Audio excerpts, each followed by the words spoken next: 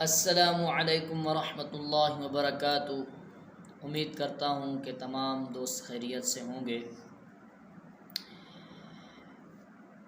آج کا ہمارا سبق انشاءاللہ دوبارہ قاف اور کاف سے شروع ہوگا، کیونکہ اکثر لوگوں کے اکثر بھائیوں کے یہ کمنٹ آئے ہیں کہ قاف اور کاف میں دوبارہ مزید فرق سمجھا دیا جائے، کیونکہ اکثر لوگ جو دوسرا قاف ہے یعنی قاف کے بعد دو نقطوں والے کے بعد جو کاف ہے اس کو کیاف پڑھتے ہیں۔ اس کی کیا وجہ ہے؟ جیسا کہ میں آپ کو اپنی پہلی ویڈیو میں یعنی جس میں لکھا ہوا ہے دنیاوی تعلیم اور قرآن کی تعلیم میں فرق، اس میں بتایا ہے کہ با کو بے پڑھنا، تا کو تے پڑھنا، ایسے ہی سا کو سے پڑھنا، حا کو ہے پڑھنا، را کو رے پڑھنا، صاد کو سواد پڑھنا، ایسے ہی ضاد کو دواد پڑھنا، یا طا کو طوئے پڑھنا، ضا کو ضوئے پڑھنا۔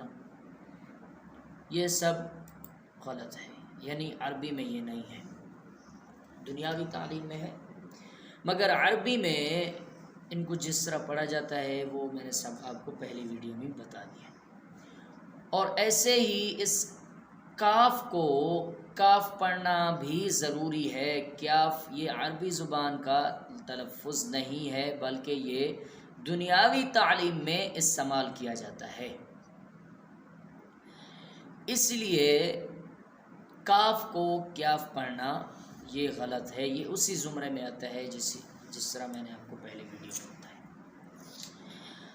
اب دوسرا فرق یہ ہے کہ قاف اور کاف میں کہ جو پہلا قاف ہے یہ نقطے والا قاف ہے، اس کے اوپر دو نقطے ہوتے ہیں، اور جو دوسرا کاف ہے یعنی جس کو عمومی طور پر کیاف کہا جاتا ہے اس کے اوپر نقطے نہیں ہیں۔ اب ان دونوں میں فرق کیا ہے؟ فرق یہ ہے کہ جو نقطے والا قاف ہے اس کو ہم موٹا کر کے پڑھیں گے، یعنی اپنی آواز کو موٹا رکھیں گے، اور جو دوسرا کاف ہے یعنی جس کو کیاف کہا جاتا ہے اس کو ہم باریک پڑھیں گے، ٹھیک ہے؟ اور ان دونوں کا تلفظ اسی طرح یعنی جس طرح میں نے آپ کو بتایا کہ نقطے والے قاف کو موٹا پڑھنا اور دوسرے کو باریک پڑھنا بہت ضروری ہے۔ اگر ہم نے ان کا تلفظ اس طرح نہیں کیا تو اس سے قرآن کا معنی تبدیل ہو جاتا ہے۔ مثال کے طور پر سورۃ الاخلاص ہم پڑھتے ہیں قل هو اللہ احد، موٹے کاف کے ساتھ، قل کہو وہ اللہ ایک ہے۔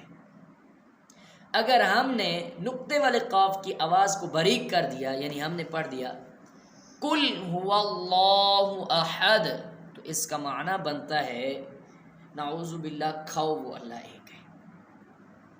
تو دیکھیں، کہو وہ اللہ ایک ہے، کھاؤ وہ اللہ ایک ہے، تو کاف کو کیاف پڑھنے سے بھی معنی تبدیل ہو جاتا ہے۔ اس لیے جو نقطے والا قاف ہے موٹا، اس کو موٹا ہی پڑھیں گے، اور جو دوسرا ہے کاف اس کو ہم باریک پڑھیں گے۔ ان دونوں میں فرق کر کے پڑھیں گے، ورنہ قرآن کا معنی تبدیل ہو جائے گا، ٹھیک ہے؟ اور قاف کو بھی کاف کو دونوں کو ہم نے 5 الف کے برابر کھینچنا ہے۔ آواز تو دونوں کی ایک جیسی ہے، جو نقطے والا ہے اس کی آواز موٹی ہوگی اور جو دوسرا ہے باریک ہوگی، یعنی قاف کاف۔ اب چلتے ہیں آگے، لام، ایسے ہی میم، نون، ہم ان تینوں کو 5 الف کے برابر کھینچیں گے۔ میں آپ کو پہلی ویڈیو میں بھی بتا چکا ہوں اور نشاندہی بھی کی ہوئی ہے قاعدے کے اوپر، یعنی جن تلفظات کے اوپر گول دائرے کا نشان لگا ہوا ہے ان کو ہم نے 1 الف کے برابر کھینچنا ہے، اور جن پر نہیں لگا ان کو ہم نے 5 الف کے برابر کھینچنا ہے۔ تو اب پر پیارے بچوں، یہ جو آخری تلفظ میں نے پڑھے ہیں لفظ یعنی میم لام نون، ان میں اکثر لوگ، اکثر بچے اور اکثر پڑھے لکھے لوگ، بڑے بڑے حضرات غلطی کر جاتے ہیں۔ وہ غلطی کیا ہے اور اس کو ٹھیک کیسے کرنا ہے، اس کی اصلاح کیسے کرنی ہے، وہ میں آپ کو بتاتا ہوں۔ یعنی لام کو اکثر لوگ پڑھتے ہیں لام میم نون، یعنی ان کی آوازوں کو ناک میں لے کے جاتے ہیں، یہ غلطی ہے۔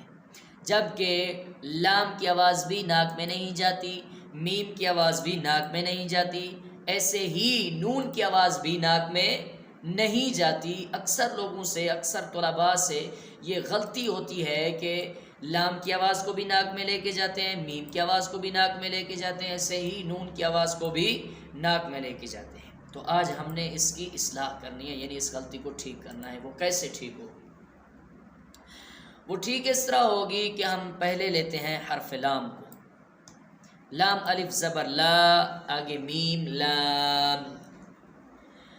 میم کی جگہ جو آخر میں نے میم پڑھا ہے، اس کی جگہ اگر ہم حرف را لائیں گے تو ہماری آواز پھر ناک میں نہیں جائے گی۔ کیسے؟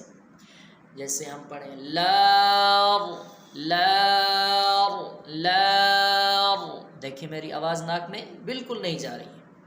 تو اس کے بار بار پریکٹس کرنے کی وجہ سے آپ کی آواز ناک میں نہیں جائے گی۔ اگرچہ پھر ہم اس را کی جگہ میم لائیں دوبارہ، یعنی لام پڑھیں، تو ہماری پریکٹس ہونے کی وجہ سے ہماری آواز پھر ناک میں نہیں جائے گی، بلکہ صاف ہو کر ہمارے منہ سے نکلے گی، ناک میں نہیں جائے گی۔ یعنی لام پھر اس طریقے سے ادا ہوگی۔ اور میم کو کیسے ٹھیک کیا جائے؟ میم میں بھی آخر میں جو دوسرا میم آتا ہے پڑھنے میں، میم یا زیر میم، اس کی جگہ بھی را کو لایا جائے، یعنی پڑھا جائے میر میر میر۔ بار بار پریکٹس کرنے کی وجہ سے ہماری جو آواز ہے یہ صاف ہو کر، ستھری ہو کر ہمارے منہ سے نکلے گی، یعنی ناک میں نہیں جائے گی۔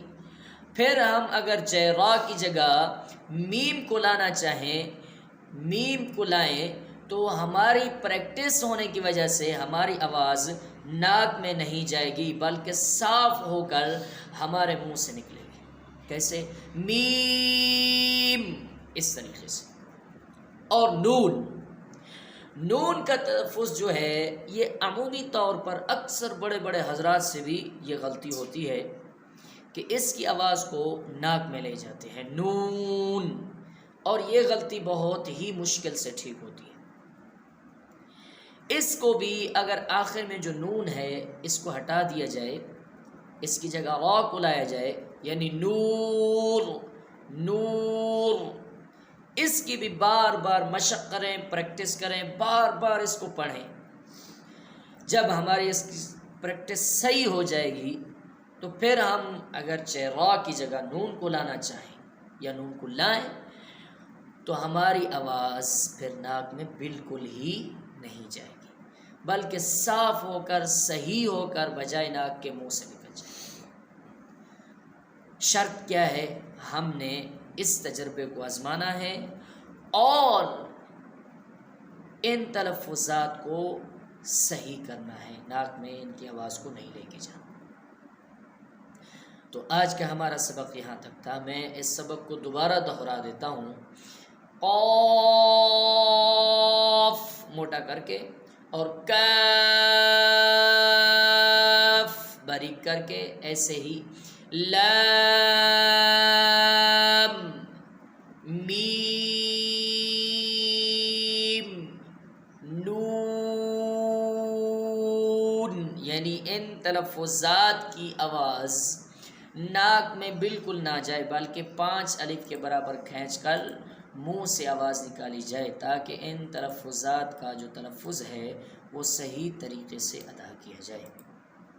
اگر آپ کو ہماری ویڈیو اچھی لگے تو سبسکرائب کریں، بیل آئیکن کو دبائیں، لائک کریں، اور کسی بھی بھائی کو کوئی سوال پوچھنا ہو قاعدے کے متعلق تو ہمیں کمنٹ کریں، ہم رپلائی ضرور کریں گے۔